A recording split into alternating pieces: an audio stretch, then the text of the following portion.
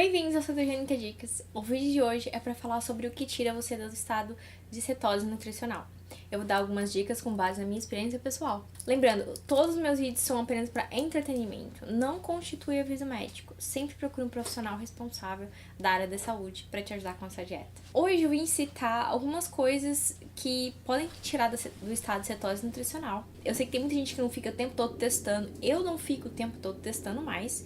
No começo da dieta eu sempre ficava lá testando palitinho, agora eu testo de vez em quando se eu viajo, se eu como em restaurantes, porque comida de restaurante, às vezes, geralmente eles põem um pouquinho de açúcar na carne, etc.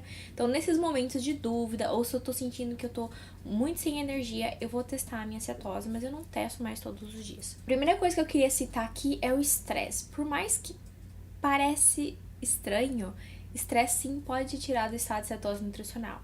Quando a gente começa a fazer a dieta cetogênica ou qualquer tipo de dieta, a gente já traz um certo estresse pro nosso corpo. Por quê? No caso da cetogênica, você tá mudando do estado de queimar glicose para queimar gordura. Você tá suprindo, reduzindo drasticamente o seu nível de glicose no corpo. O seu corpo, quando você começa a dieta cetogênica, ele não sabe o que fazer. Ele fala, mas por que essa pessoa não tá mais comendo carboidrato? Eu vou passar fome, não vou ter fonte de energia. Então, ele fica um pouco confuso com a gordura. Então, isso gera um certo estresse no nosso corpo, o que é normal, porque a gente está mudando a nossa fonte de energia. Fora esse estresse, tem um estresse emocional também, porque você vai ter pressão das pessoas à sua volta, dos colegas de trabalho, porque você está fazendo essa dieta maluca, etc. Por conta de ter esse título que a cetogênica tem de alta gordura. Todo esse estresse, juntando mais seu estresse pessoal, se você é mãe, se você é pai, se você tem estresse profissional, estresse com a sua namorada ou com o seu namorado, juntando tudo isso é uma carga muito forte de estresse para o nosso corpo. E muitas vezes a gente tá estressado e não tem noção que tá num nível muito alto de estresse. Isso pode nos tirar da cetose e às vezes a gente vai perceber, vai ter alguns sintomas da saída da cetose, mas pode ser que seja uma saída da cetose sutil, pode ser que a gente não perceba, né? Por isso que nos próximos dias você vai sentir mais fome, você vai sentir certos enjoos, um pouquinho de dor de cabeça. Então, se você tá sentindo esses sintomas, grande chance que você saiu de cetose através do excesso de estresse. O segundo ponto que eu queria citar é a cafeína. A cafeína traz benefícios pra gente, né? Eu pessoalmente gosto de café, mas eu modero minha quantidade de café hoje em dia, porque eu não sei moderar em termos de café. Eu gosto muito de café, e se deixasse antes eu tomava 2, 3 cafés, e isso tava ajudando meu cortisol a ficar um pouco elevado, tava prejudicando minha cetose. Eu não vou dizer que sempre, mas pode ser que eu tivesse saído da cetose devido ao excesso de café que eu consumi. Moderar o seu nível de cafeína também é importante, principalmente quando a gente tá nessa questão do estresse, a gente tende também a ficar querendo mais café, né? É uma coisa natural de quem toma café. Quem toma café não sofre com isso, mas se você combina que o estresse mais o café, você vai ficar tomando um café atrás do outro, e isso vai piorar a situação do seu corpo. Vai elevar o seu cortisol. O cortisol, que é um hormônio, né, que ele é essencial para o nosso corpo. O cortisol não é totalmente ruim, né? Apesar de muita gente ficar criticando o cortisol, a gente tem cortisol porque a gente precisa dele. Cortisol nada mais é que se um leão estiver correndo atrás de você, ele te ajuda a você sair correndo e não ficar parado lá esperando o leão comer você. Então você precisa desse hormônio pra te dar essa coisa de fuga, de estresse, gerar esse estresse no seu corpo e falar, tome uma ação. Só que ele atrapalha no processo de emagrecimento, tá? Quando ele tá muito elevado. Então, moderar, eu sempre tento tomar 2 copos, 2 xícaras grandes de café, né? Depende, eu falo 2 cafés, mas depende. Tem café que é assim, pequenininho, né? Café expresso. Eu tomo café filtrado. De vez em quando eu tomo café expresso, não tomo café expresso todo dia porque é bem forte, mas todo dia eu tomo café filtrado, então eu vou dizer que eu vou tomar mais ou menos uma xícara média de café. Às vezes eu tomo 2 vezes por dia, de manhã e depois do almoço. Às vezes eu tomo só chá depois do almoço, às vezes eu tomo um café. Mas a média que eu tento limitar é 2 cafés por dia. Se eu tomar um expresso, vai ficar sendo um café por dia, porque o expresso é bem forte e me dá aquela saciedade de ter tomado meu café no dia.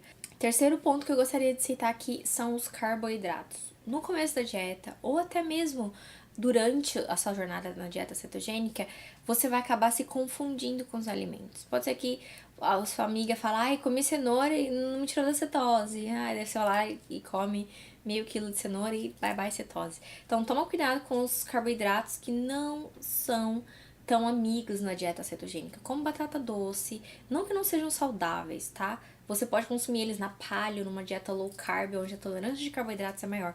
Mas para cetogênica, eles são super altos em carboidratos e vai confundir o seu corpo. Ou seja, você vai receber aquela batata doce ou aquela cenoura em uma quantidade elevada que ultrapasse 50 gramas de carboidrato, vai confundir seu corpo, ele vai automaticamente pegar essa glicose, delícia, vai comer aquela glicosezinha e vai ignorar a gordura que você colocou no seu corpo aquele dia.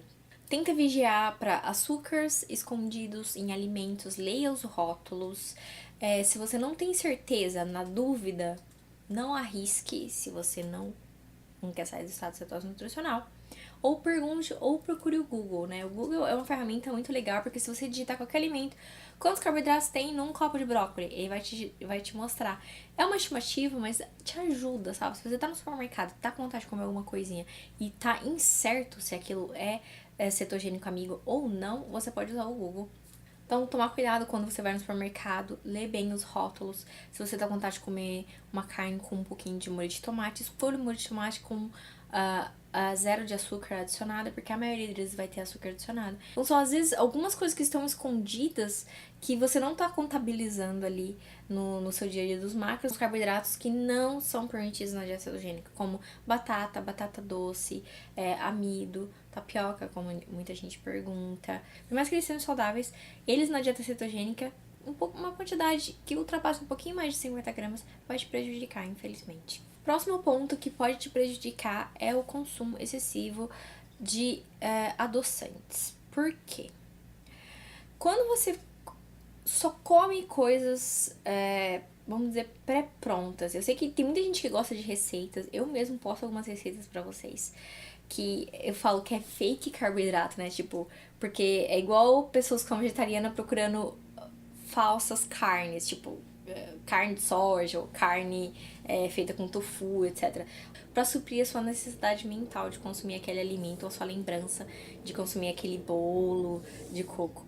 Eu não como, por mais que eu faça pão, por mais que eu faça bolos e receitas, cheesecake, que eu já mostrei pra vocês, bolos, sobremesas, eu não como isso todo dia, tá? No meu dia a dia, eu como alimentos frescos. Eu procuro comer isso 90% do meu tempo. Claro que eu como chocolate, mas eu não vou comer chocolate, gente, todo dia. Se eu falar pra vocês aqui que eu como chocolate todo dia, não é verdade. Se eu tenho chocolate na minha casa, tenho. Por quê? Porque se me der uma vontade absurda de doce, eu não vou sair, parar na primeira parada de carro ou de supermercado e comer uma coisa que vai me prejudicar na dieta. Então eu tenho acesso a doce, a pasta de amêndoas, porque isso são os pequenos tratamentos que eu dou pra mim quando tem esses momentos que eu quero um docinho, entendeu? Mas eu não faço deles a minha rotina, eu não vivo todo dia comendo pão low carb, que eu postei receita pra vocês. Eu como quando eu mereço comer aquilo, no meu caso, né? É uma decisão pessoal minha. Só que tem uma forma de fazer as dietas cetogênicas que eles chamam de dirty keto, né? O termo em inglês que o pessoal costuma dizer. Que é você ficar se iludindo, tipo, todo dia, café da manhã você come pão low carb com pasta de amendoim. Aí no almoço você faz uma torta low carb com carne. Aí na janta você vai lá e come, sei lá, sobremesa low carb. Das 3 refeições que você fez, 3 refeições, sendo café da manhã pão, mesmo que seja low carb. No almoço você comeu uma torta com farinha de amêndoas e carne. E na janta que você teve um pratinho de salada com a proteína e mesmo assim você teve a sobremesa. Ou seja, das 4 escolhas que você fez no dia, 3 são chamadas de dirty keto, que são tipo ceto quase, não é jacá, mas um ceto mais não realista. Não evite viver de pacotinhos, porque já tem macarrão, zero carboidratos, etc. Por mais que você tenha desejo de experimentar, evita viver daquilo. Então, tenta comer os alimentos que são frescos, ou seja, tem uma pessoa que falou uma vez na internet e um vídeo em inglês, e ela fala que os alimentos cetogênicos de quem faz keto estão sempre ao redor do supermercado. Já tem as geladeiras onde tem as carnes, os peixes, as manteigas, né? Tem essa parte de dairy também, fresquinha. O meio do supermercado, aquelas pilhas, é só carboidrato e açúcar, né? Açúcar é carboidrato. Quanto mais você fica em cetose, mais fácil fica lidar com a alimentação, na minha opinião. Eu acho que no começo é bem difícil, porque a abstinência de carboidratos é super forte e você tende a querer ficar arriscando. Então, é legal ter opções que são low carb de pacotinho, acho maravilhoso, mas viver de opção low carb de pacotinho pode sim comprometer a sua cetose, infelizmente. Então, outro ponto que eu gostaria de citar é quando a gente abusa de alimentos que são sim cetoamigos, como pasta de nozes, né, ou até frutas. O que acontece? Porque a gente acha que porque a gente tem essa mentalidade que eles são permitidos na dieta cetogênica, às vezes a gente acaba abusando da quantidade. E isso pode sim confundir o nosso corpo, porque a gente tem um limite diário de 50 gramas de carboidrato, né? Então, se você comer uma pasta de amêndoas, depois comer um pouquinho de noz atrás, depois ao fim do dia você vai ter um número de carboidratos maior do que o nosso corpo tá capaz de tolerar para a dieta cetogênica. Então, mesmo os alimentos que são permitidos na dieta cetogênica, a gente tem que fazer um balanço, entendeu? Por isso que eu sempre gosto de vigiar minha proteína, porque eu tiro essa saciedade e a minha gordura da minha proteína, e isso me ajuda a manter um equilíbrio. E se eu compro esse tipo de alimento, eu sempre ajudo a me limitar. Ou seja, se eu vou comer pasta de nozes hoje, junto com a minha panqueca, vou colocar uma colher de sopa, talvez, na minha panqueca, porque depois eu vou comer um vegetal com a minha carne, e assim eu faço um balanço legal do meu dia. Então, sempre observar também. Não é porque um alimento é cetogênico que você pode abusar desse alimento. Muita gente acaba abusando e sai do estado de cetose e às vezes nem percebe. Fala, nossa, não tô emagrecendo, o que tá acontecendo comigo? Não tô vendo resultados. Talvez seja por isso, porque você acha que aquela noz é cetogênica, você pode abusar. Então, essas são as dicas que eu gostaria de compartilhar e deixar aqui com vocês. Se tiver alguma pergunta que não foi esclarecida aqui nesse vídeo e você tiver curiosidade, deixa aqui no comentário que eu vou responder pra vocês. E eu vejo vocês no próximo vídeo. Um bacon!